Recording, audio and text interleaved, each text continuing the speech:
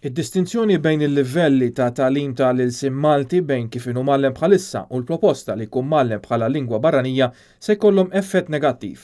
Fi stqarrija ffirmata minn 22 lingwisti mill-Università ta' Malta u universitajiet oħrajn fl-Ewropa u l-Istati Uniti, l-akkademiċi sostnew li hemm ċans kbir li jirriżultaw f'differenzi u inugwaljanzi bejn l-istudenti la darba dawn ikunu ħadu rotot differenti biex jistudjaw il-lingwa.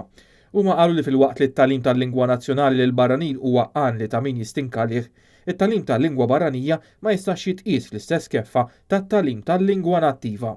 L-akkademiċi qalu li mhuwa xejn komuni li nazzjon jieħu miżuri bħal dawn fil-konfronti tal-lingwa nazzjonali, lingwa li flimkien mat-tieni lingwa uffiċjali tal-pajjiż hija protetta mill-Kostituzzjoni. Barra minn hekk hemm probabilità li dawn il-miżuri jissarfu fi ħsara lil bilingwiżmu fil-pajjiż.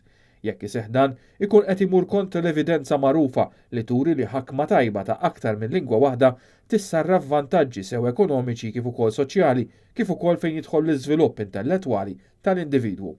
L-istqarrija temm li minħabba li l-Malti huwa lingwa żgħira b'numru limitat ta' kelliema, il-lingwisti appellaw lill-awtoritajiet biex jarfu r-responsabbiltà tagħhom li jipproteġu l-ġejjieni tagħha.